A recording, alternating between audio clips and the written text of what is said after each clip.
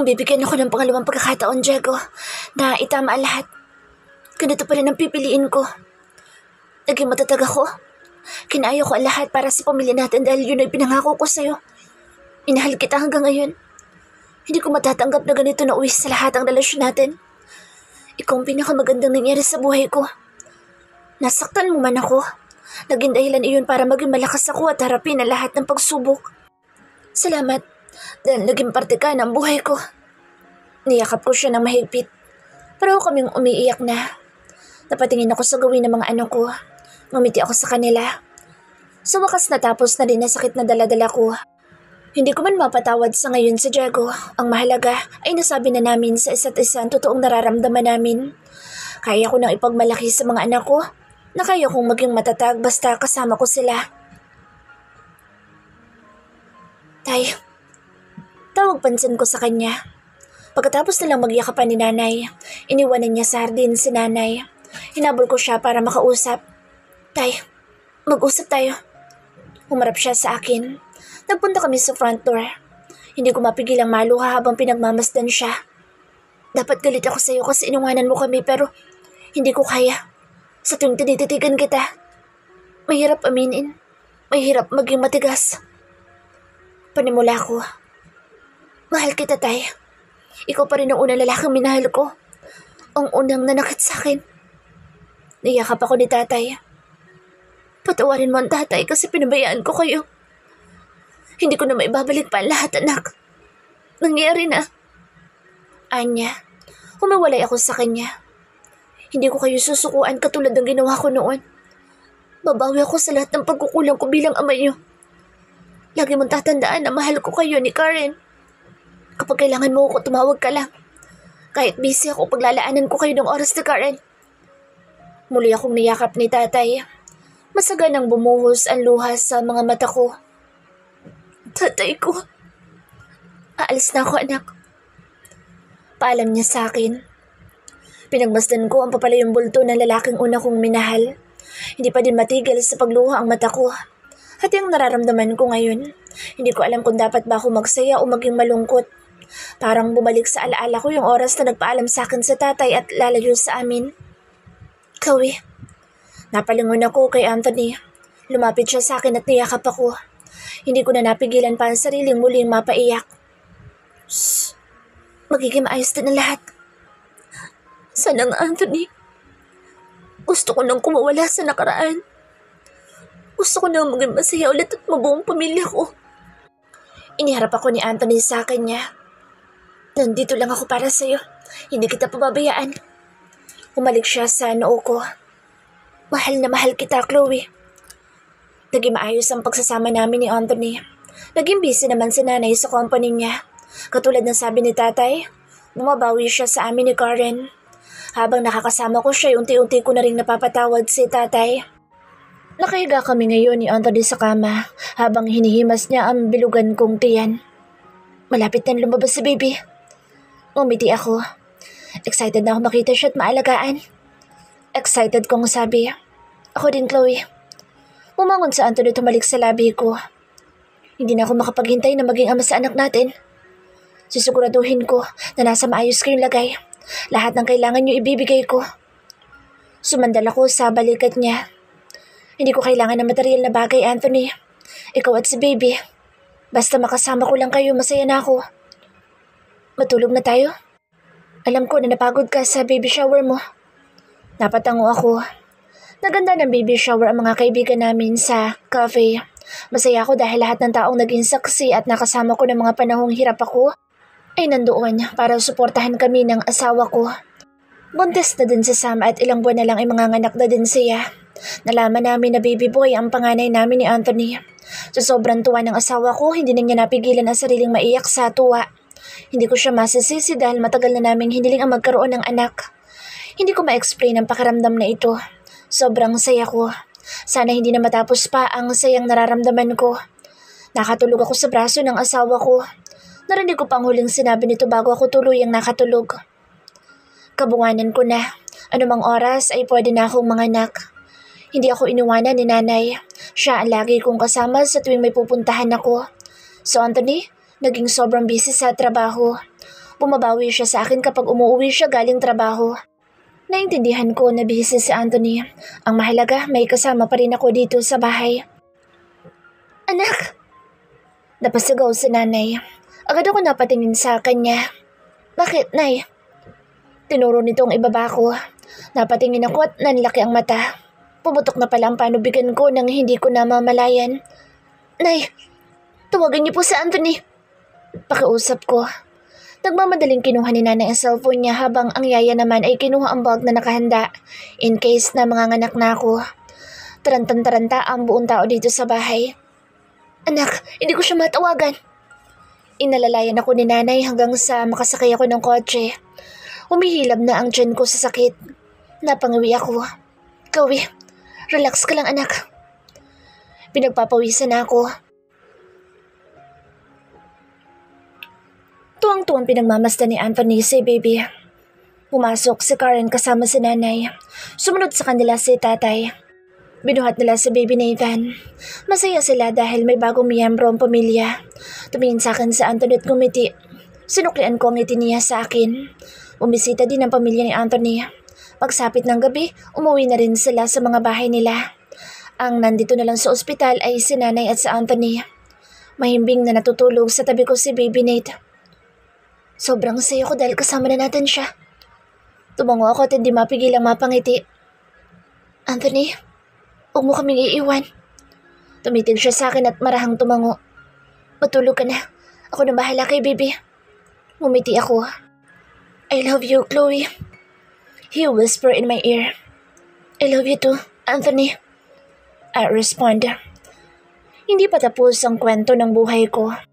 Masaya ako na maraming sumabaybay sa takbo ng kwento namin mag-asawa. Hindi naging madali ang pinagsamahan namin.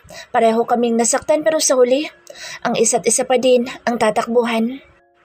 I'm Chloe Amores Melendez. I choose to stay with the love of my life. Shara! Malakas ko sigaw sa anak ko na kanina pa tumatakbo sa gilid ng dagat. Be careful, anak! Muli ko sigaw. Nawala na sa paningin ko si Shara. Relax ka lang asawa ko. We came here to enjoy, not to be stressed. Anthony told me. I looked at him and rolled my eyes. Anthony put both of his hands in the air. Sign that I'm his boss. This is your fault. Simula nang maliit pa lang ang mga anak natin. You spoiled them. Look at them now. Si Nathan, nagagawa ng tumakas just to be with his friends. And now, Shara, walang ginawa kundi suwayin ako. Anthony didn't forget his promise to be faithful to me and do whatever I want just to see me happy. Anthony didn't fail to prove me that he's worth my second chance. Now, I can say that I'm happy with my husband and 2 kids. Muli ako nagtiwala sa asawa ko and now, sobrang saya ko. After so much struggle and heartbreaks, nakuha ko na ulit yung matagal ko ng gusto at yun ay makasama ang taong mahal ko. My son just turned 12 years old, while my daughter Shara, my second child, is 6 years old. Hindi muna namin sinundan agad ni Anthony si Nate or Nathan to his friends. Tuto kami sa pag-aalaga ng panganay namin at naging sobrang busy din kami sa kanya-kanya namin trabaho. Si nanay at tatay, both of them live together katulad ko. Pinatawad din ni nanay si tatay, which is hindi na namin pa tinutulan pa. Masaya pa nga kami ng kapatid ko dahil naging maayos na rin ang relasyon nila. Karen was one of the best pediatrician doctor here in the Philippines. With the help of nanay, nakapagpatayo agad si Karen ng klinik niya. She helped me take care of my children's health. Maayos na ang buhay namin lahat. Kasama ko si Anthony na naglalakad hanggang sa may maalala ko. Kumusta na pala si Jane? Umakbay sa akin si Anthony. The last time I checked, she's in Italy with her husband. Anya. Si Janela. Siguradong nagdadalaga na iyon. Sabi ko, marahang tumango si Anthony. Yes. Actually, she called me this morning and asking how to find a right guy for her. Sinabi ko nga na huwag magmadali dahil wala pa siya sa tamang edad. Natatuwang sabi ni Anthony.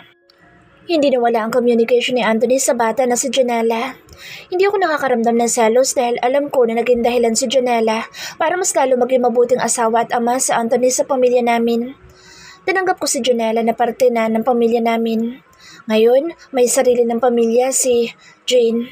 Hindi ko man nagawang patawarin siya sa nakaraan. Dahil lumipas na ilang taon ay napatawad ko na rin siya. Anthony, paano kung mas ginusto lang natin na maging magulang na lang kay Nate? Masaya pa rin ba tayo? Hindi ko lang maiwasan na alalahanin kung ano kaya ang posibilidad na mangyari sa amin kung tuluyan na kami naghiwalay at mas ginusto na lang na ipagpatuloy ang buhay kahit wala na kaming relasyon. Sandaling nag-isip si Anthony. For me, Chloe, I can see my future without you. I know that I caused you pain since the day you came to your life. It's part of our lives. May oras na masaya tayo. Lagi nag-aaway pero nandoon pa rin yung care at pagmamahal natin sa isa't isa. Walang perpektong relasyon pero sila sigurado ako na habang humihinga pa ako ay ikaw lang ang magiging babae sa buhay ko na sobra kong minamahal. Now that we have a peaceful life together, wala na akong hihilingin pa. Mahabang paliwanag niya. Umarap ako kay Anthony at masuyo siyang hinalikan sa labi. Sumigaw ang anak namin na si Shara kaya magkahawak kamay kaming pinuntahan ng anak namin. Kasalukuyan kami nandito sa Cheryl's Beach Resort na pagmamayari ni Sana at ng sister niya. Marami din kami memories sa resort na ito dahil dito, mas pinili ko na sariling kaligayahan ang unahin. Inayos namin ni Anthony ang nasira naming relasyon. Masasabi ko na being his wife wasn't easy. As my experience and people around me, natutunan ko na hindi lahat ng oras ay masaya lang. Parang roller coaster ang buhay natin. May times na nasa taas at nasa baba. Hindi lahat ng oras ay naaayon sa atin. Hindi naging madali ang buhay mag-asawa namin ni Anthony. Dumating si Jane at nagawa niya kaming paghiwalayin pero sa huli, kami pa rin ni Anthony ang nag-decide kung ipagpapatuloy pa namin. Binaglaban namin ang relasyon kahit na marami nangyari sa buhay namin. Ilang beses pa kami nagpakasal and at the end, we chose to forgive and fight for our love. Now, may dalawa na kaming anak na si Jonathan at Shara. Sila ang buhay at nagpapasaya sa pamilya namin ni Anthony. Sabay na lumapit sa amin ang dalawang anak namin ni Anthony. Ngumiti kami sa kanila at hinila kami sa kung saan. Huminto kami sa isang table which is malapit lang sa dagat. Malapit na lumubog ang araw at saktong magandang pagmasdan ng sunset. Dad! Surprise! Sabay nilang sabi na may malaking ngiti sa labi. Humarap ako kay Anthony, pati siya'y masaya. Kahit na madalas pinagsasabihan ko ang dalawa dahil sa katigasan ng ulo, mabait at mapagmahal sila na siyang nakuha nila sa daddy nila.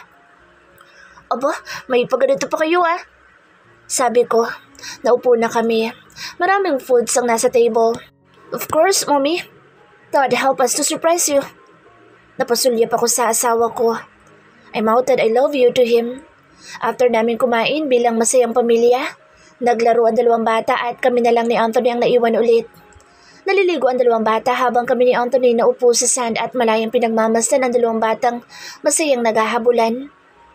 I can't imagine na mangyayari pa ito sa atin asawa ko. Sabi ni Anthony. Tumingala ako para salubungin ang mata niyang masarap pagmasdan. I know, Anthony. Pati ako hindi makapaniwala sa dami natin pinagdaanan. Nasa huli, tayo pa din na magkasama. You stuck with me forever. Natatawa kong sabi. Mula sa likuran ko ay mas lalo niya akong hinapit palapit sa kanya. Thank you for such a wonderful wife and mother to our children. I can't wait to grow old with you, my wife.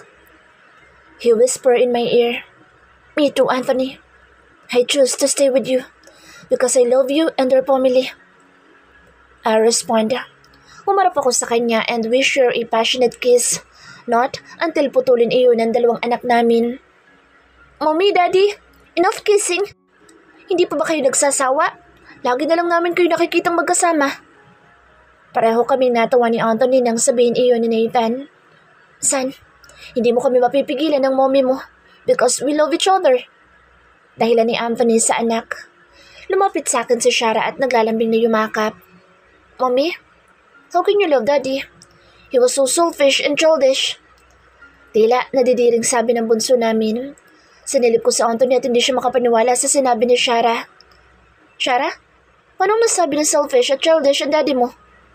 Nakatinginan ang dalawang magkapatid. First, Daddy is so selfish because he always lock you in your room. Ayaw ko niyang ipahiram sa amin. Sabi ni Nathan. Sumunod naman si Shara. Second, Daddy is so childish kasi kahit big man na siya, he's still pa baby pa rin sa'yo, Mommy. Saan ni Shara at ngumuso na siya na mas lalong nagpatawa sa akin. Si Anthony naman ay halos hindi maipinta ang muka. Ngayon lang nagreklamo ang dalawa.